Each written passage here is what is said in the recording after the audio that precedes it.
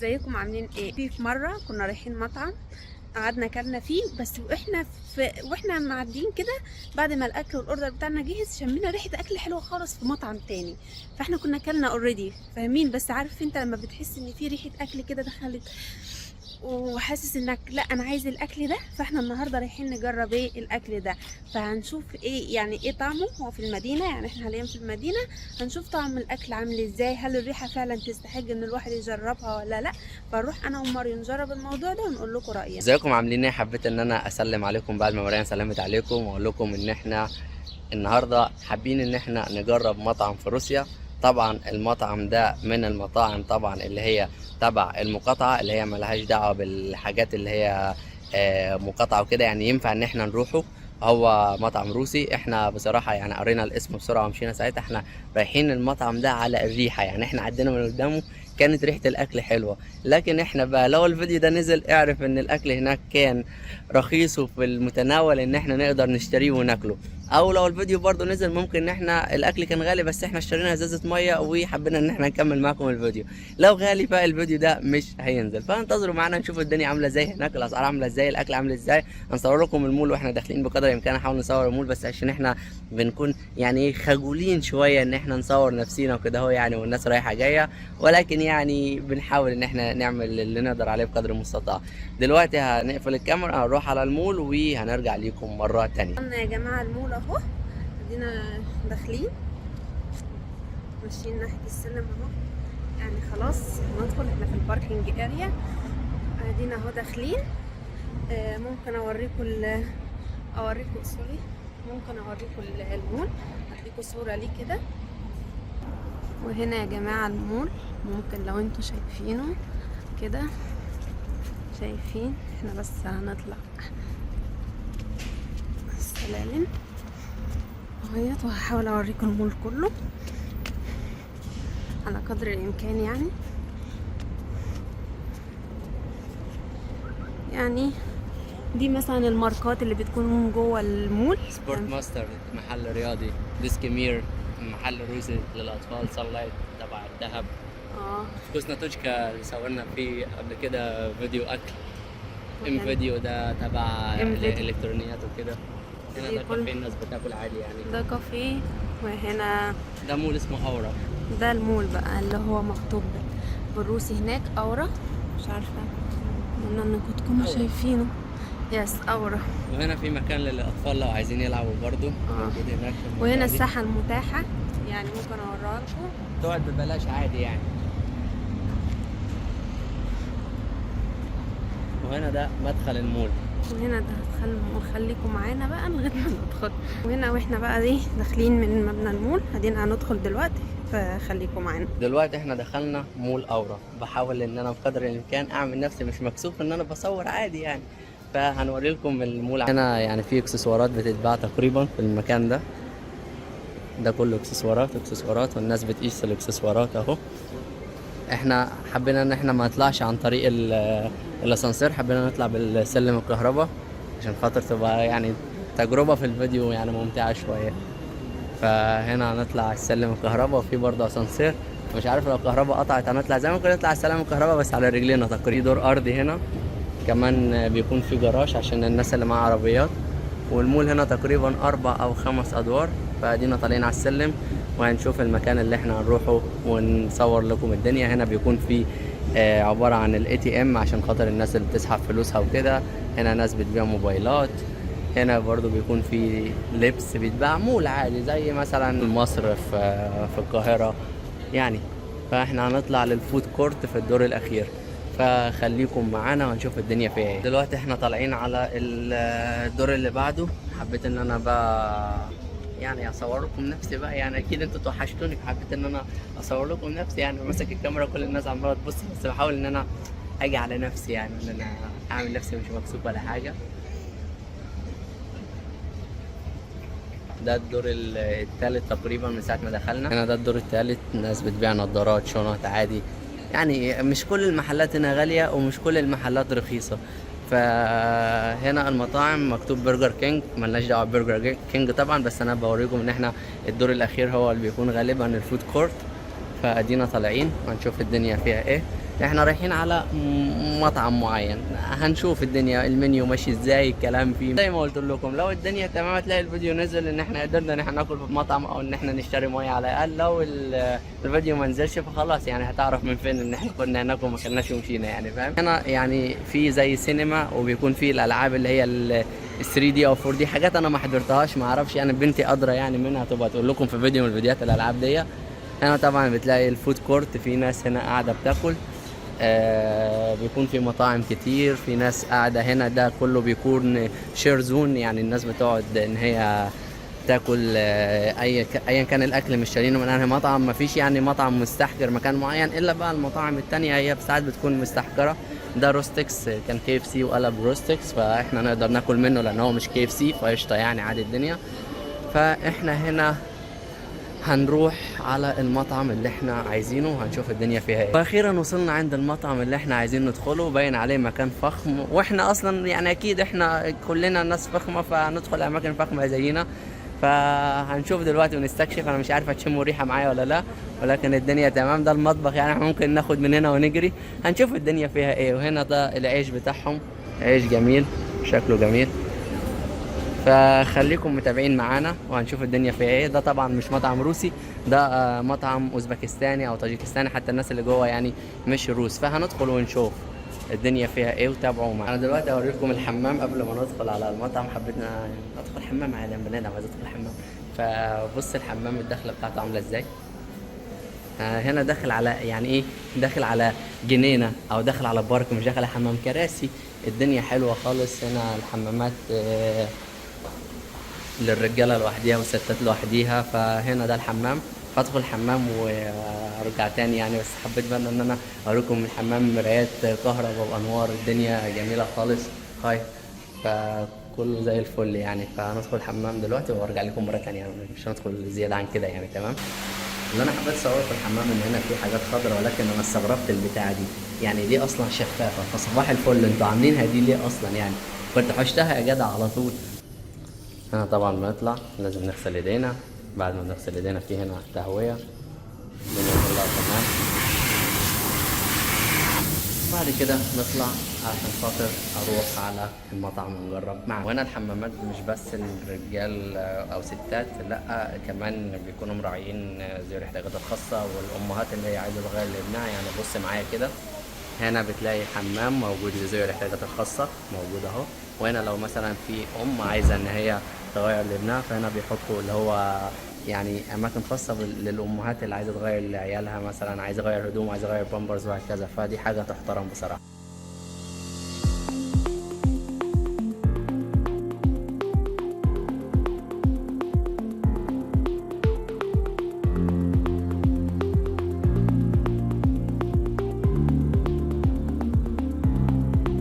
المنيو منيو ليا تمام، ومنيو الماريو.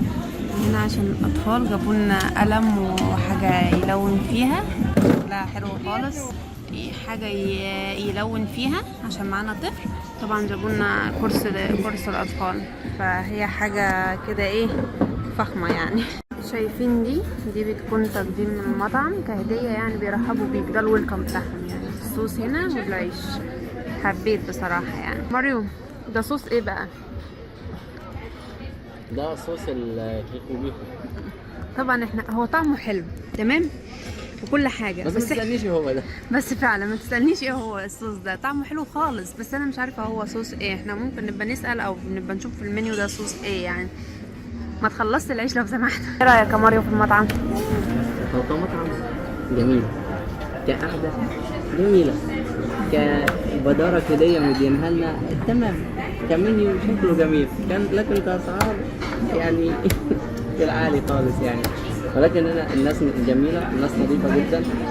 جابوا كرسي للولد، جابوا ألوان وألعاب يلون فيها زي ما انتم شايفين، جايبين له الألوان بس هو يعني بيبهدل الدنيا. ادي الألوان، ده العيش اللي هم بيتميزوا بيه، وجايبين شوية صوصات كده. والمنيو بتاعهم بصراحة يعني جامد من ناحية ان هو شكله حلو، ومن ناحية ان هو برضه جامد غالي شوية، ولكن يعني عشان خاطر ايجار المكان اكيد طبعا، وهنجرب ظبط الاكل دلوقتي ونشوف الدنيا عامله ازاي.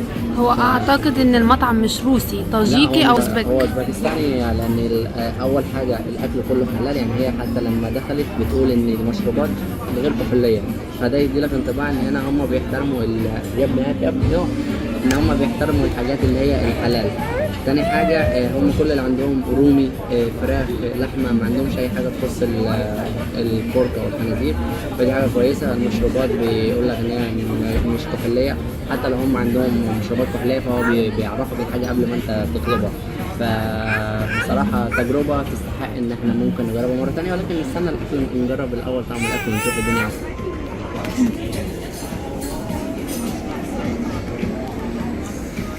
احلى حاجه انا بحبها. بص انا انبسطت لما دخلنا وعطونا حاجه كده اللي هو تعبير عن المكان، فدي غالبا اشهر حاجه هم مشهورين بيها العيش ده. هو العيش طري وحلو، انا عارفاه يعني العيش ده جبته قبل كده، ونوعين صوص لسه معرفش ايه هما بس نوعين. والمكان راقي، التصميم بتاعه حلو خالص، وبيبص على المول كله، يعني انت قاعد شايف بقيه المول، فرحان شايف كل حاجه. انا عاجبني خالص يعني. فهنشوف الاكل بقى ايه الدنيا فيه. هو غالي شويه بس الاكل اعتقد ان الكواليتي بتاعته عاليه. تقريبا رايحين وبيحتفلوا حاليا بيحتفلوا بعيد ميلاد حد. عيد ميلاد حد مش عامله عامله. شغالين موسيقى وبيحتفلوا بعيد ميلاده وبيلبسوه حاجه. Вдохновение, будьте счастливы, будьте радостны. ما نعمل عيد ميلاد ابننا يعني. لا طبعا. البتاع ده.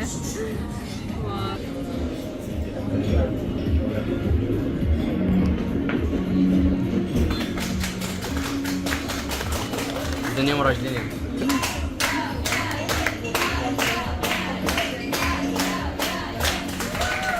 بيموتوا في اعياد الميلاد، بيموتوا في المناسبات، بيموتوا في اي حاجه فيها هيصه وزنبليطه يعني، ولكن يعني حاجه جميله ان هم يحتفلوا بعيد ميلاد زينا يعني، ما احنا بنحب برضه الزيطه برضه يعني. هنا ده الاكل اللي نزل لنا. انا كنت طالب فراخ، دي الفراخ، وهنا ده شريمب او جمبري في الصوص بتاعه، فحاجه جميله جدا. هنجربهم ونقول لكم ايه راينا في الاكل. ايه رايك يا ماريو في الاوردر بتاعك؟ بصراحه الفراخ دي مشويه بعد كده نازله صوص، طعم الفحم باين فيها، جامده جدا بصراحه يعني. هو انت كنت طالب الاوردر ده بكام غالبا؟ الاوردر ده بفلوس يعني، قلبيش عليا مواجهه. هو غالي صح؟ بس بالنسبه طب للكميه وطعمه ايه الدنيا؟ بالنسبه للكميه والطعم الفلوس تستاهل بصراحه. هو 595 روبل 600 روبل، بالنسبه هي كتير شويه، بس بالنسبه للاكل بصراحه ككميه وطعم لا يستاهل بصراحه. ورينا كده الاوردر. هنا في صوص، في طماطم، في بصل، في بقدونس، في الفراخ نفسها. لا جميل بصراحه، تجربه جميله جدا يعني. حبيته؟ بس عيش يعني بصراحه يعني. هما جابوا لنا العيش احنا كلناه، بس احنا بس ممكن العيش ده هديه. بس يعني احنا انت ممكن لو عايزه تطلب على حسابك الشخصي. فلا تجربه جميله جدا. مارينا هتجرب الجمبري وتقول لكم على رايها. ده الاوردر بتاعي. هما بيحطوا هنا جمبري مع الكريمه بتاعته او الصوص بتاعه، وحاطين طبعا البقدونس، وحاطين شويه رمان فاهمين؟ مش عارفه ليه بس هما بيحبوا يحطوا رمان برضو على المحشي، محشي ورق العنب برضو. هجرب واقول لكم رايي. وايه انطباعك يا مريان عن الفراخ؟ يبقى اخد حته تاني. وايه انطباعك يا مريان عن الفراخ؟ يعني اخد حته هو عشان الاوردر بتاعي. وديها كلها هي بصراحه مش قادر استنى يعني. بحسها مش بتتقطع، بس هي بتتقطع عادي، بس انا يمكن مش عارفه. تمام. نحط الصوص كده شويه. تمام.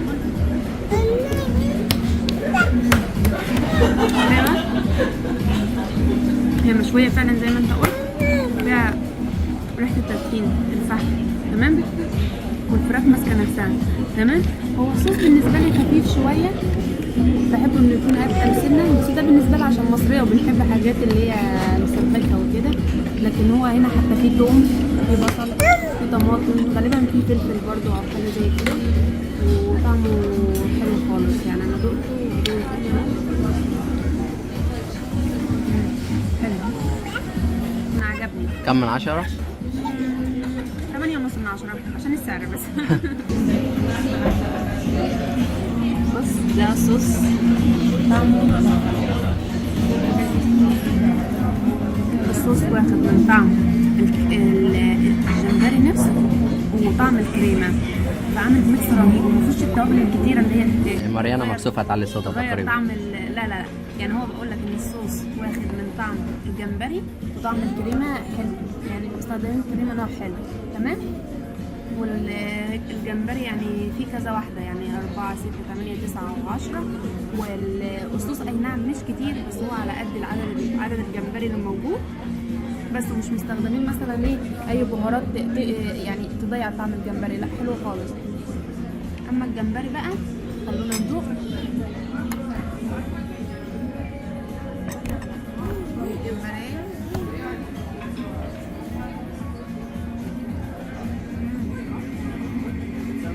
هيكون احسن من اللي انت بتعمليه يعني. لا طبعا خالص. لا بس الجمبريه محتفظه بقوامها طريقه من جوه حلوه خالص. يعني في ناس بتقول لك انا باكل الجمبري احس انه كاوتش نشف، ده طري من جوه طري، فانا حبيته بصراحه. فهنشوف مره يقول ايه، انا اديله 10 من 10 يعني. انا مريانة عشان بتحب الجمبري يعني. بحب الجمبري، لا وطعمه حلو.